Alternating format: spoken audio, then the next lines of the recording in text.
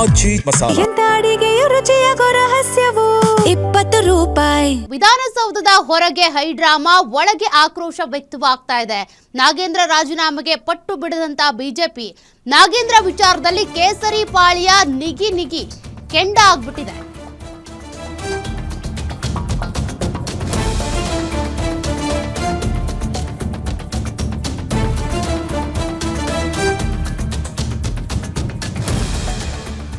ಕಲಾಪ ಆರಂಭವಾಗ್ತಾ ಇದ್ದಂತೆ ಬಿಜೆಪಿ ಪ್ರತಿಭಟನೆಗಿಳಿದಿದೆ.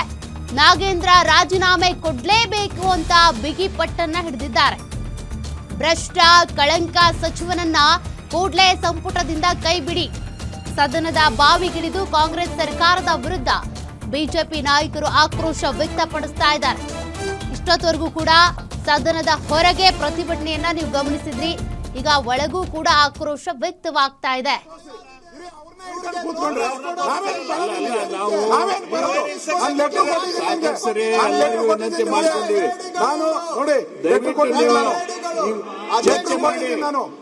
ಚರ್ಚೆ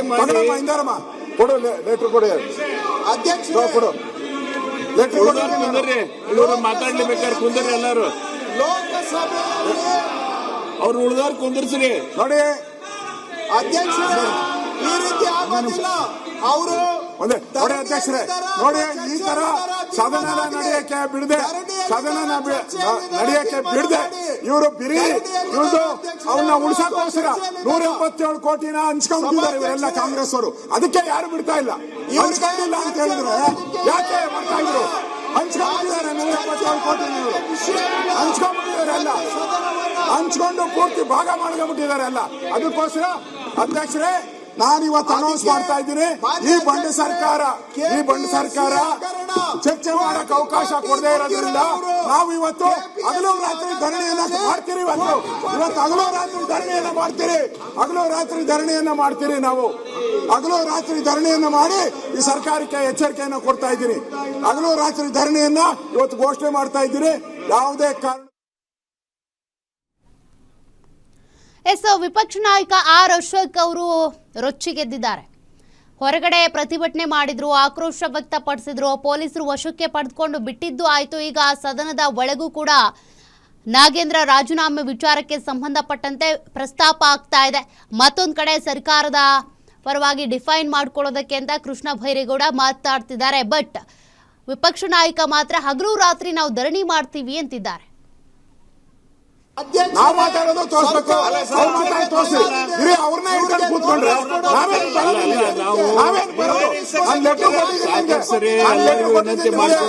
ನಾನು ನೋಡಿ ಚರ್ಚೆ ಮಾಡಿದ್ದೀನಿ ನಾನು. ಅವರು ನೋಡಿ ಅಧ್ಯಕ್ಷರೇ, ನೋಡಿ ಈ ತರ ಸದನ ನಡೆಯಕ್ಕೆ ಬಿಡದೆ ಇವರು ಬಿರಿ ಇವ್ರದ್ದು ಅವನ್ನ ಉಳಿಸೋಕೋಸ್ಕರ 177 ಕೋಟಿನ ಹಂಚ್ಕೊಂಡಿದ್ದಾರೆ ಇವರೆಲ್ಲ ಕಾಂಗ್ರೆಸ್ ಅವರು. ಅದಕ್ಕೆ ಯಾರು ಬಿಡ್ತಾ ಇಲ್ಲ. ಹಂಚ್ಕೊಂಡಿಲ್ಲ ಅಂತ ಹೇಳಿದ್ರೆ ಯಾಕೆ ಮಾಡ್ತಾ ಇದ್ರು? ಹಂಚ್ಕೊಂಡಿದ್ದಾರೆ 177 ಕೋಟಿ ಹಂಚ್ಕೊಂಡಿದ್ದಾರೆಲ್ಲ. ಹಂಚ್ಕೊಂಡು ಪೂರ್ತಿ ಭಾಗ. ವಿಧಾನಸೌಧದಲ್ಲಿ ಅಹೋರಾತ್ರಿ ಧರಣಿಗೆ ಬಿಜೆಪಿ ನಿರ್ಧಾರವನ್ನ ತೆಗೆದುಕೊಂಡಿದೆ. ನಾಗೇಂದ್ರ ರಾಜೀನಾಮೆ ಪಡಿಬೇಕು, ಇಲ್ಲ ಅಂದ್ರೆ ಅಹೋರಾತ್ರಿ ಧರಣಿ ಮಾಡ್ತೀವಿ. ಸದನದಲ್ಲಿ ಘೋಷಣೆ ಮಾಡಿರುವಂತ ವಿಪಕ್ಷ ನಾಯಕ ಆರ್ ಅಶೋಕ್. ಬನ್ನಿ ಚರ್ಚೆಗೆ ಬನ್ನಿ ಅಂತ ಘೋಷಣೆ ಕೂಗಿದ ಆರ್ ಅಶೋಕ್. ಚರ್ಚೆಗೆ ಬನ್ನಿ, ಪತ್ರ ಕೊಡಿ ಅಂತ ಸಚಿವ ಕೃಷ್ಣ ಬೈರೇಗೌಡ ಹೇಳಿದ್ದಾರೆ. ಸದನದಲ್ಲಿ ಚರ್ಚೆಗೆ ಬನ್ನಿ ಅಂತ ಬಿಜೆಪಿಗೆ ಸರ್ಕಾರದಿಂದ ಆಹ್ವಾನ. ವಿಧಾನಸೌಧದಲ್ಲಿ ಅಹೋರಾತ್ರಿ ಧರಣಿ ಮಾಡ್ತೀವಿ ಅಂತ ವಿಪಕ್ಷ ನಾಯಕ ಆರ್ ಅಶೋಕ್ ಅವರು ಘೋಷಣೆ ಮಾಡಿಬಿಟ್ಟಿದ್ದಾರೆ. ನಾಗೇಂದ್ರ ರಾಜೀನಾಮೆ ಪಡಿಬೇಕು, ಅಲ್ಲಿವರೆಗೂ ನಮ್ಮ ಅಹೋರಾತ್ರಿ ಧರಣಿ ನಿಲ್ಲಲ್ಲ ಅಂತೇಳಿ ಘೋಷಣೆ ಮಾಡಿರೋದು. ಮಾಡ್ತಾ ಇದ್ದೀನಿ. ಈ ಬಂಡ ಸರ್ಕಾರ ಚರ್ಚೆ ಮಾಡಕ್ಕೆ ಅವಕಾಶ ಕೊಡದೇ ಇರೋದ್ರಿಂದ ನಾವು ಇವತ್ತು ಹಗಲು ರಾತ್ರಿ ಧರಣಿಯನ್ನ ಮಾಡ್ತೀರಿ. ಇವತ್ತು ಹಗಲು ರಾತ್ರಿ ಧರಣಿಯನ್ನ ಮಾಡ್ತೀರಿ. ನಾವು ಹಗಲು ರಾತ್ರಿ ಧರಣಿಯನ್ನ ಮಾಡಿ ಈ ಸರ್ಕಾರಕ್ಕೆ ಎಚ್ಚರಿಕೆಯನ್ನು ಕೊಡ್ತಾ ಇದ್ದೀನಿ. ಹಗಲು ರಾತ್ರಿ ಧರಣಿಯನ್ನ ಇವತ್ತು ಘೋಷಣೆ ಮಾಡ್ತಾ ಇದ್ದೀನಿ. ಯಾವುದೇ ಕಾರಣಕ್ಕೂ ನಾವು ಬಿಡಲ್ಲ. ನಾಗೇಂದ್ರ ರಾಜೀನಾಮೆ, ದಲಿತರ ಹಣ ವಾಪಸ್ ಬರಬೇಕು. ಇದು ನಮ್ಮ ಹೋರಾಟ ಇದೆ. ಚರ್ಚೆಗೆ ಬನ್ನಿ, ನಾವು ಚರ್ಚೆಗೆ ರೆಡಿ.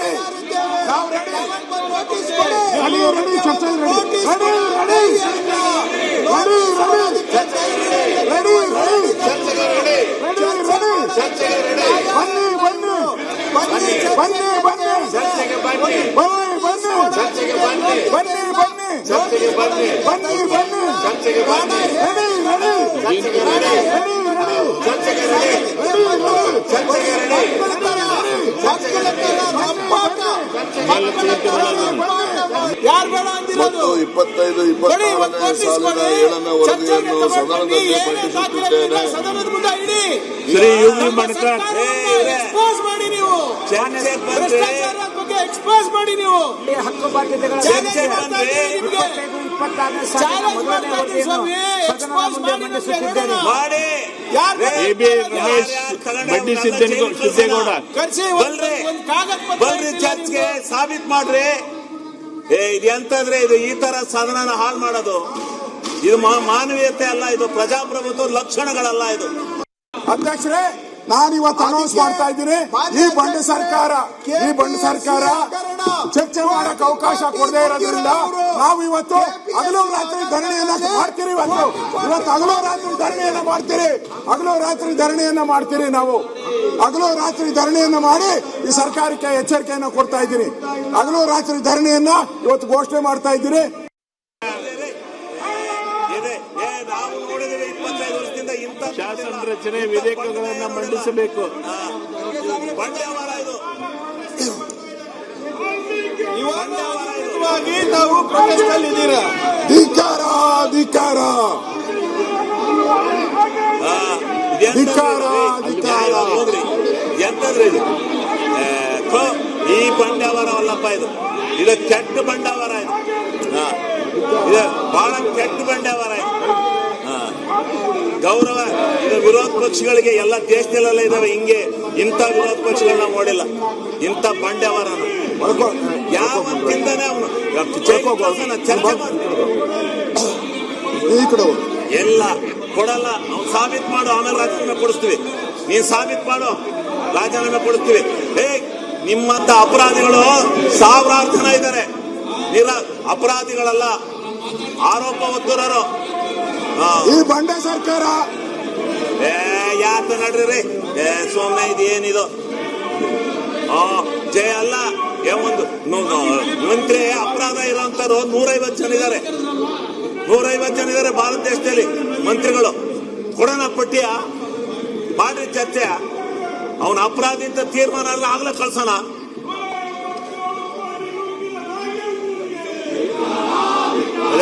ಇದು ಕೂಗಕ್ ರೆಡಿ ಇದೀರಿ ನೋಡಿ, ಚೆನ್ನಾಗಿದೆ, ಚೆನ್ನಾಗಿ ಕೂಗ್ತೀರಾ ಬಿಜೆಪಿ. ಇದು ಚೆನ್ನಾಗಿ ಕಲ್ತ್ಕೊಂಡು ಪ್ರಾಕ್ಟೀಸ್ ಆಗಿಬಿಟ್ಟಿದ್ದೀರಾ. ಚೆನ್ನಾಗಿ ಪ್ರಾಕ್ಟೀಸ್ ಆಗಿದ್ದೀರಾ ನೀವು ಕೂಗದ. ಇನ್ನೇನಿಲ್ಲ ನಿಮ್ದು ಈ ದೇಶದಲ್ಲಿ, ಕೂಗೋದು ಇದು ಮಾಡೋದು ಎರಡೇ.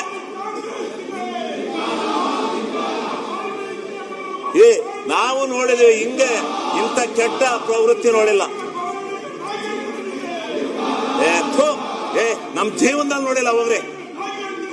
ಇದು ನಾವು ಸದನದಲ್ಲಿ ಬಂದು 25 ವರ್ಷ ಆಯ್ತು, ಇಂಥ ಕೆಟ್ಟ ಇದು ನೋಡಿಲ್ಲ ನಾವು. ಮಂತ್ರಿ ಆದ್ರೇನ್ ಏನಾದ್ರೇನ್ರಿ ಈ ದೇಶ ಈ ರಾಜ್ಯದ ಜನ ಬರದಿಂದ ಸಾಯ್ತಾವ್ರೆ, ಕುಡಿಯಕ್ ನೀರಿಲ್ಲ. ಅದ್ರ ಬಗ್ಗೆ ಚರ್ಚೆ ಮಾಡ್ರಿ ಅಂದ್ರೆ ಇಲ್ಲಿ ಎಂತದ ರಾಜೀನಾಮೆ ಮತ್ತೆ ಎಂತದ್ರಿ? ಅವ್ನು ಮಾಡಿದ್ರೆ ಅನುಭವಿಸ್ತಾನೆ, ಜೈಲ್ಗೆ ಹೋಗ್ತಾನೆ. ಮಾಡಿದ್ರೆ ಹೋಗ್ತಾನ್ರಿ ಜೈಲ್ಗೆ. ಕೊಡೋದೇ ತೀರ್ಪ. ಅದೇ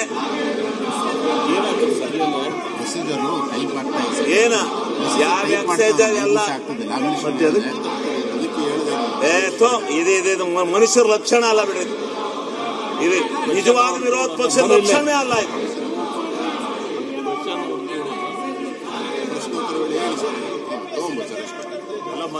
ಅದ್ರ ಬಗ್ಗೆ ಮಾತಾಡಲ್ಲ, ಸಿಗಾಕೊಂಡಲ್ಲ, ಮಾಡಿರೋರು ಇವ್ರೇ ಅಲ್ಲ. ಮಾಡ್ತೀರಿ KPSC ಯಾವುದು ಮಾಡಲ್ಲ.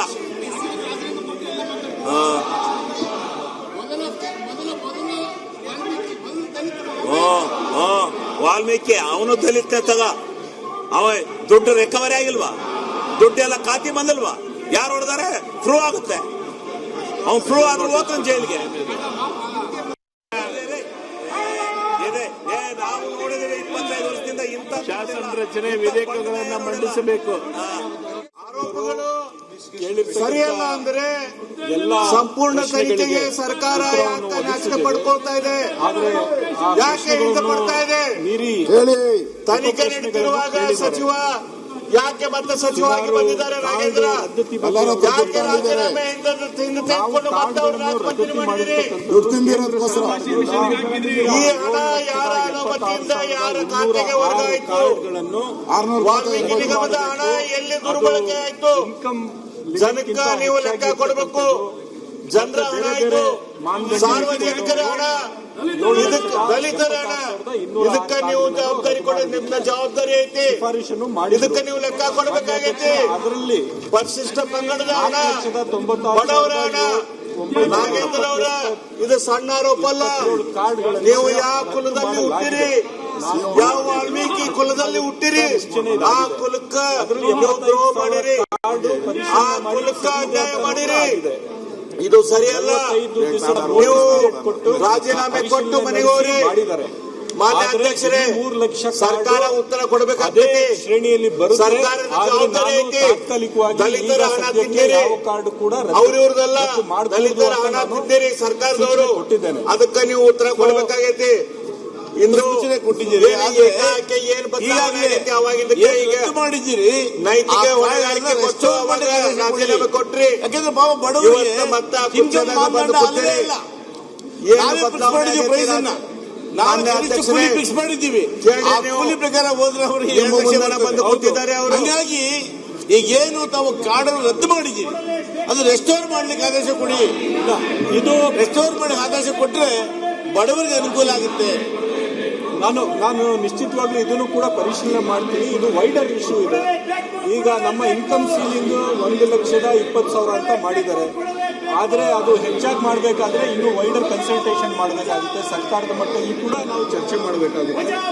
ಅದು ಎಲ್ಲವನ್ನು ನಾನು ಪರಿಶೀಲನೆ ಮಾಡಿ ಮತ್ತೆ ಚರ್ಚೆ ಮಾಡೋಣ. ಮತ್ತೆ ಸರ್ಕಾರಕ್ಕೆ, ಮುಖ್ಯಮಂತ್ರಿಗಳಿಗೆ ನಾನು ಕೂಡ ಮಾತನಾಡ್ತೇನೆ. ಮನೆ ಸಚಿವರೇ, ನಾರಾಯಣ ಸ್ವಾಮಿ, ಈಗೇನ್ ತಾವು ಕಾರ್ಡನ್ನು ವಜಾ ಮಾಡಿದಿರಲ್ಲ, ಅದು ತಾತ್ಕಾಲಿಕವಾಗಿ ಏನು ಹಿಂದಿನಂತೆ ಮಾಡೋದಕ್ಕೆ ಅವಕಾಶ ಮಾಡಿಕೊಡಿ. ಈಗ ನೀವೇನು ಇನ್ಕಮ್ ಅನ್ನ ಪರಿಶೀಲನೆ ಮಾಡೋದಕ್ಕೆ ಸರ್ಕಾರ ತೀರ್ಮಾನ ತಗೊಳ್ಳೋಕೆ ಸಮಯ ತಗೊಳ್ಳುತ್ತೆ. ಆದ್ರೆ ಕೆಲವು ಭಾಗಗಳಲ್ಲಿ ಇವತ್ತು ನಾವೇನು ರೇಷನ್ ಕೊಡ್ತಾ ಇದ್ದೀವಿ ಆದ್ರಿಂದ ದಯಮಾಡಿ ನನಗೆ ಅರ್ಥ ಆಯ್ತು, ತಾವು ಕೇಳಿರೋದು ಪ್ರಶ್ನೆ ಅರ್ಥ ಆಯ್ತು. ಅದರಲ್ಲಿ ಬಹಳಷ್ಟು ಡೂಪ್ಲಿಕೇಟ್ ಕಾರ್ಡ್ಸ್ಗಳಿದ್ದಾವೆ ಅಧ್ಯಕ್ಷರೇ. ಬೇರೆ ಬೇರೆ ಸಮಸ್ಯೆಗಳ ಇದೆ. ನಾನು ಈಗ ಸದನದ ಮುಂದೆ ಮಾಡ್ತೀನಿ ಅಂತ ಹೇಳಕ್ಕಾಗಲ್ಲ. ಮತ್ತೆ ಪರಿಶೀಲನೆ ಮಾಡೋದಕ್ಕೆ ಖಚಿತವಾಗ್ಲೂ ಸೂಚನೆ ಕೊಡ್ತೀನಿ. ಮಾನ್ಯ ಅಧ್ಯಕ್ಷರೇ, ಅವರು ಒಂದು ಬಂಗಾರಪೇಟೆ ಕ್ಷೇತ್ರದ ಒಂದು ಕಂಪ್ಲೇಂಟ್ ಅನ್ನು ಕೊಟ್ಟಿದ್ರು. VSS ನಮ್ಮ DD ಅಲ್ಲಿ ಶಿಫಾರಿಶ್ ಮಾಡಿದ್ರು ಸಹ DC ಸ್ಟೇ ಕೊಟ್ಟಿದ್ದಾರೆ ಅಂತ ಹೇಳಿದರೆ ನಮ್ಮ ಹಂತಕ್ಕೆ ತರಿಸಿಕೊಂಡು ಏನ್ ಸರಿ ಇದೆ ಆ ಕ್ರಮವನ್ನು ವಹಿಸುವುದಕ್ಕೆ ನಾನು ಸೂಚಿಸಿದೆ. ಬಸನಗೌಡ ತುರ್ವ್ಯಾಳ್ ಮಂತ್ರಿ ಸ್ಥಾನ ಮಾರಾಟಕ್ಕಿಂತ ಭ್ರಷ್ಟ ಕಾಂಗ್ರೆಸ್ ಸರ್ಕಾರಕ್ಕೆ, ಮಂತ್ರಿ ಸ್ಥಾನ ಮಾರಾಟಕ್ಕಿಂತ ಭ್ರಷ್ಟ ಕಾಂಗ್ರೆಸ್ ಸರ್ಕಾರಕ್ಕೆ ಕೊಡಲೇಬೇಕು.